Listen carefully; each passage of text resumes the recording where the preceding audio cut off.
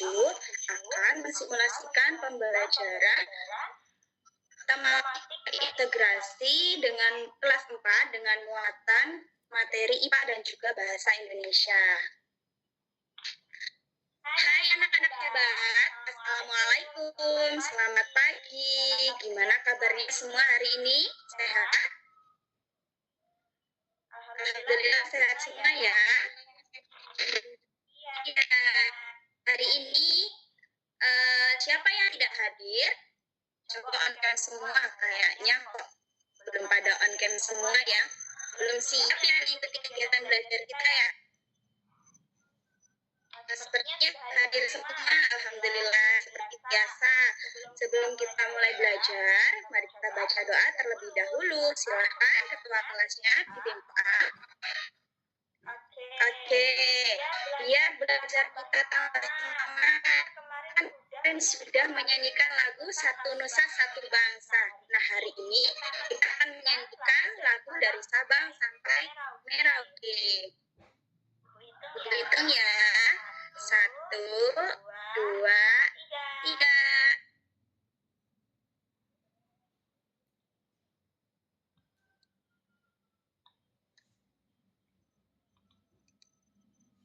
Oke, hafal semua, alhamdulillah. Jawab anak-anak ibu semua ya.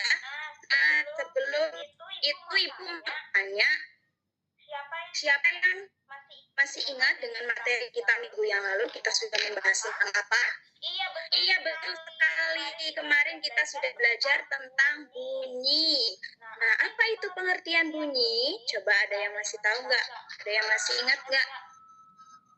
Iya, bunyi adalah getaran yang merambat melalui medium seperti zat padat, cair, ataupun gas dan dapat ditangkap oleh telinga kita. Nah, kemarin kan sudah membahas sedikit tentang bunyi. Nah, kita akan membahas lebih lanjut tentang contoh-contoh bunyi, bagaimana sumber bunyi, dan lain sebagainya. Pada itu, kita akan belajar materi tema 1, keindahan kebersamaan dan keberagaman budaya bangsa. Adapun tujuan pembelajaran yaitu yang pertama, menjelaskan cara menghasilkan bunyi dari berbagai benda di sekitar tulisan. Yang kedua, kalian diharapkan mampu menyajikan hasil pengamatan sederhana tentang cara menghasilkan bunyi dengan benar. Yang ketiga, menemukan gagasan pokok dan gagasan pendukung dari teks yang dibaca. Dan yang keempat, menyajikan kembali gagasan pokok dan gagasan pendukung dari teks tulis dalam bentuk peta pikiran atau diagram dengan sistematis. Nah, bunyi. Tuhan Yang Maha Esa itu kan sudah menganugerahkan kita indera pendengar. Yaitu apa? Telinga. Melalui indera ini kita dapat mendengar dan menikmati hasil karya seni budaya yang beragam. Nah, bagaimana cara menghasilkan bunyi yang lebih keras atau lebih pelan? Nah, pengertian bunyi lagi ini lebih spesifik. Segala macam bentuk bunyi itu berasal dari benda yang bergetar. Getaran dari suatu benda akan mengakibatkan udara di sekitarnya juga bergetar. Getaran tersebut menimbulkan gelombang bunyi di udara. Benda-benda yang bergetar dan menghasilkan bunyi disebut sumber bunyi. Nah, bunyi ini dapat merambat melalui benda padat, benda cair, dan juga gas. Akan tetapi, bunyi itu tidak dapat merambat pada ruang hampa.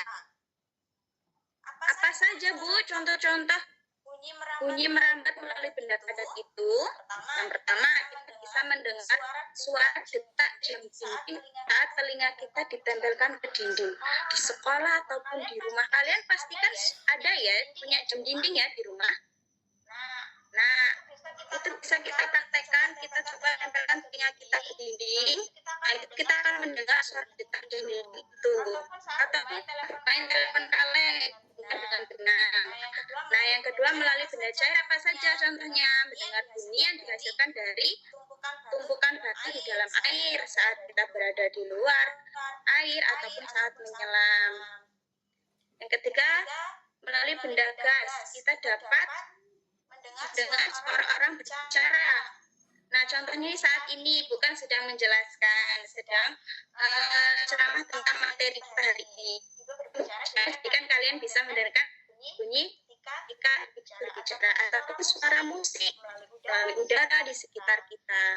Nih, ibu kasih contoh-contoh nih dari bunyi dari benda padat, cair ataupun gas. Nah, sekarang coba kalian, tugas kalian yaitu amati benda-benda yang ada di sekitarmu. Coba ambil 5 benda yang kamu anggap sebagai sumber bunyi. Pastikan bahwa benda yang kamu temukan berbeda cara membunyikannya, seperti ditiup, keset, dipetik, dipukul, ataupun ditekan. Silakan kalian isi pada tabel di halaman 15 pada buku kalian ya.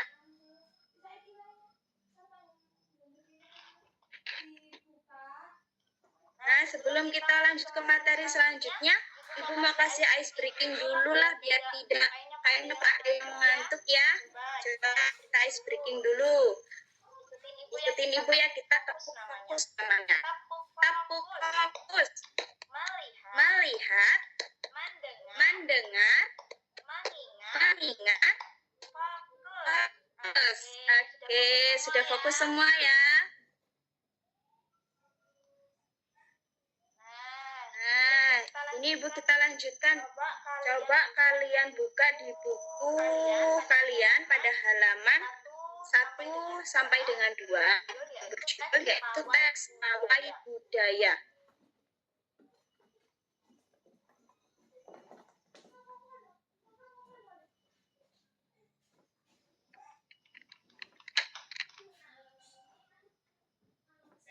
Ya,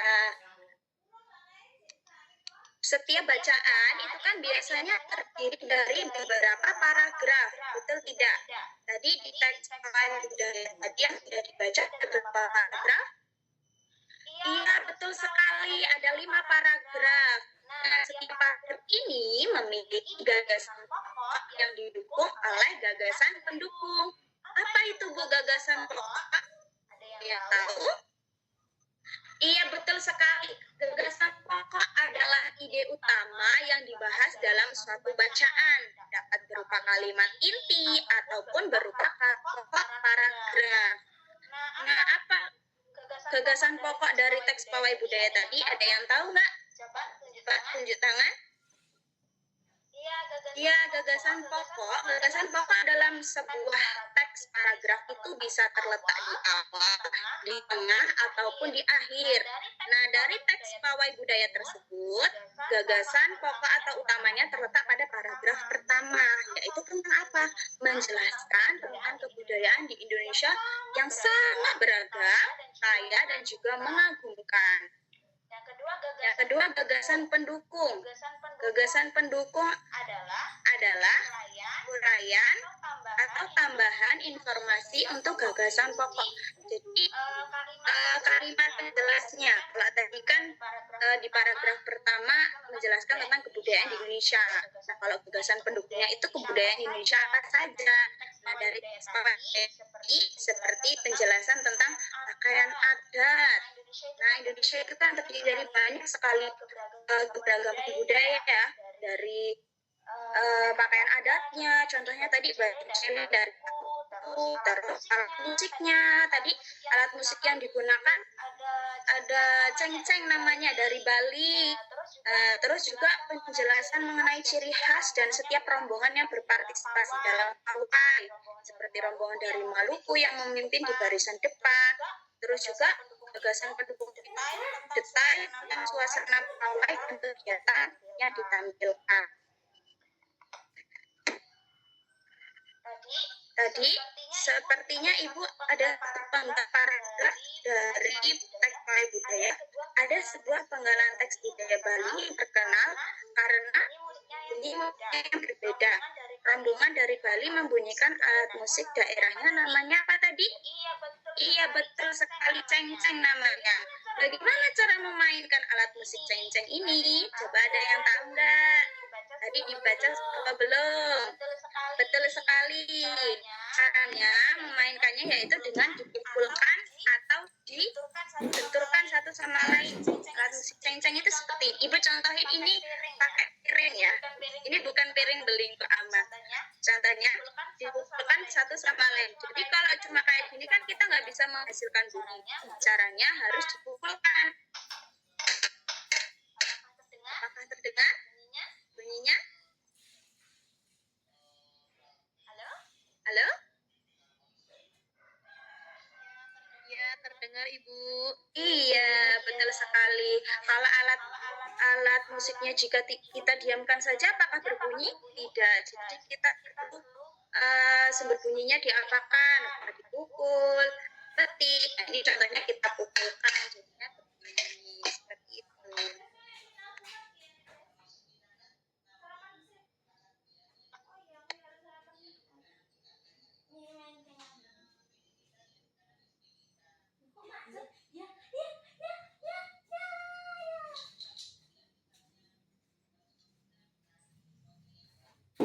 Itu nggak jalan ya, maaf ya Miss.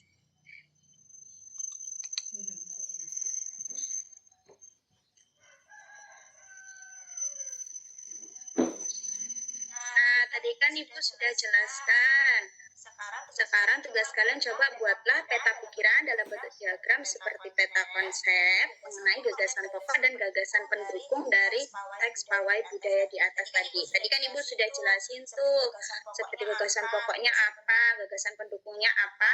Nah, tolong kalian buatkan dalam bentuk diagram seperti peta konsep, peta pikiran. Nah, bagaimana? Adakah materi yang belum dipahami?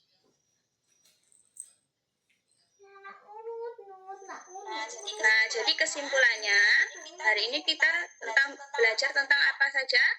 Nah, yang pertama itu kita belajar tentang iya betul sekali cara menghasilkan bunyi dan contoh-contohnya. Yang kedua, jenis-jenis bunyi. Betul. Yang ketiga, cara menghargai keberagaman di Indonesia. Terus kita sudah belajar tentang gagasan pokok dan gagasan pendukung. Alhamdulillah selesai sudah pembelajaran hari ini. Nah, tugas kalian di rumah, silakan kerjakan soal esai di bawah ini. Kita kumpulkan di pertemuan kita selanjutnya. Baik, sebelum kita akhiri pembelajaran, mari kita baca doa terlebih dahulu. Berdoa dimulai. Iya, terima kasih atas perhatiannya. Kita berjumpa lagi minggu depan ya. Assalamualaikum. Waalaikumsalam warahmatullahi wabarakatuh. Sampai jumpa, minta Ibu. Oke, terima kasih Mbak Siti Soleha. Silakan Mbak Nurfani untuk memberikan penilaiannya.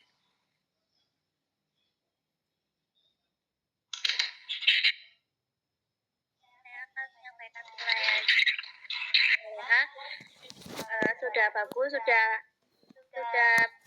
memenuhi kriteria penilaian. Seperti menarik perhatian tadi sudah ada. Untuk menarik perhatian kan ada menyanyikan lagu, memutar video dan menyanyikan lagu. Nah, untuk acuannya, memberikan acuan itu tadi membahas tentang materi yang lalu atau pembahasan tentang materi sebelumnya.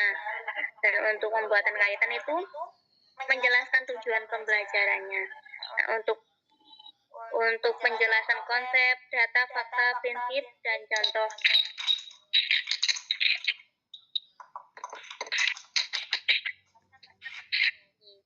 Tapi tadi agak terlalu cepat ya Mbak, jadinya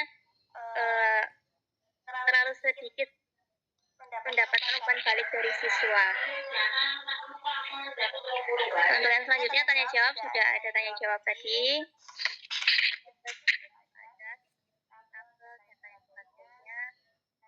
Ada SPG juga untuk memberikan semangat dan mengembalikan situasi hati siswa agar lebih baik, sudah ada juga.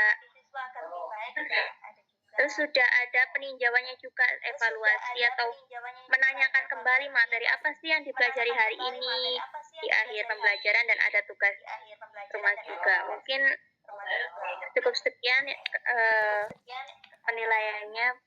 Tadi kekurangannya cuma di terlalu cepat menjelaskan mungkin ya Mbak, jadi umpan baliknya terlalu sedikit atau kurang.